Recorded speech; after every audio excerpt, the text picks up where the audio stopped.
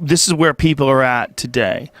One of the concerns with the way our country is going is there's a lot of people that are they're leaning towards what they feel is the right way to go, where all their peers agree is the right way to go, and it's going to lead to a better future. But a lot of the people making these decisions don't have a lot of life experience. So you got a tremendous amount of momentum for 18, 19, 20-year-old people.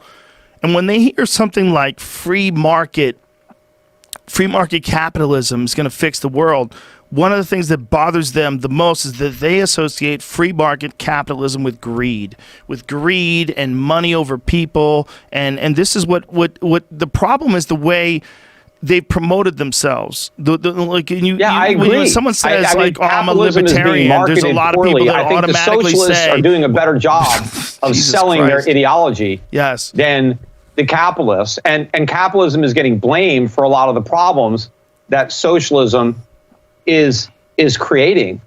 But when people are saying, again, it's somebody is greedy, we're all greedy in the sense that we all want the best for ourselves and our families, right? We all want to go out and make money so that we can have a better life and buy more things that we feel will make us happy, right? Yes. And so, but what people have to understand is capitalism channels that greed in a very positive way.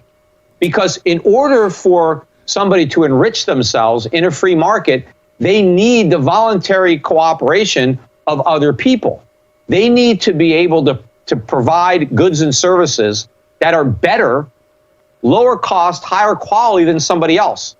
And they have to provide employment opportunities. They have to provide people with better jobs than somebody else, because you can't have a company unless you can get people to work for you. Peter, so I'm agreeing. You have to have good jobs and good products. Peter, I agree with everything you're saying. And so it benefits the customer and the worker. I agree with everything you're saying, but what I'm saying is that in the general public's view, when you say free market capitalism, they equate mean. When you say socialism, they equate kind. This is the problem. There's a problem, not even nearly as much as philosophy or fact or history of, like when you're talking about the free market, but rather the way the public perceives it. When they think of socialism, they think is good and healthy and warm and loving and inclusive, and they think that's the future. Like, I don't know what socialism has done to market themselves so well. Just legalized theft. Whatever socialism has done to market itself. There's nothing benevolent or caring about theft. Yes. Right? I don't care if the thief is well-intentioned.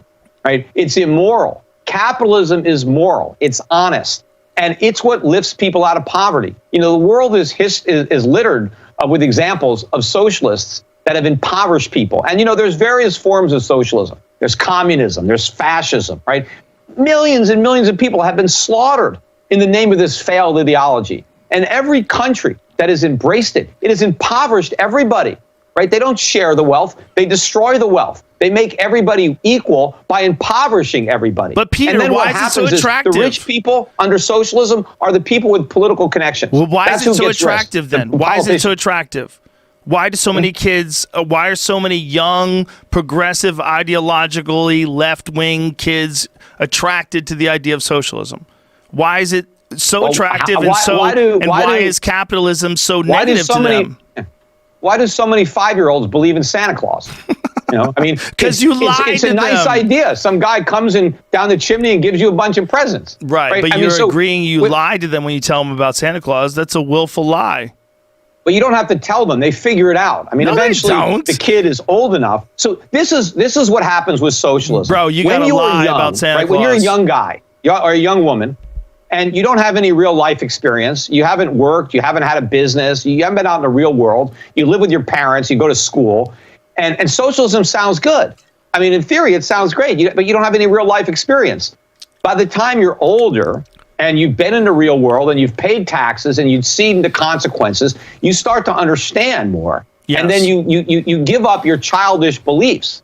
The problem with a lot of these older socialists like Sanders, it's like a kid that never grows up. It's like somebody who's 70 and still believes in Santa Claus. Like they never figured it out, right? So Sanders never figured out that there's no Santa Claus. He thinks there's Santa Claus and it's the U.S. government. and we can get all this stuff for free if we're just nice. I would love But to that's lock not how the you two world together. I would love to lock you two together in a room and film it for like 6 hours. Just have you argue about shit. I would debate any big socialist that you could get on your show. I'm sure you would, I'd love to do it. Yeah. Socialism has a really even though it has what you were saying before, it has all these debts connected to it and no success. It's got this really, like maybe if we just try it one more time, there's this really attractive, it's something that's inside of people that are compassionate. They're like, maybe we can try it one more time and get it right. Yeah, and it's not my version of capitalism. That's capitalism. What we have now is not capitalism. When I'm saying your version, I mean the way you describe it.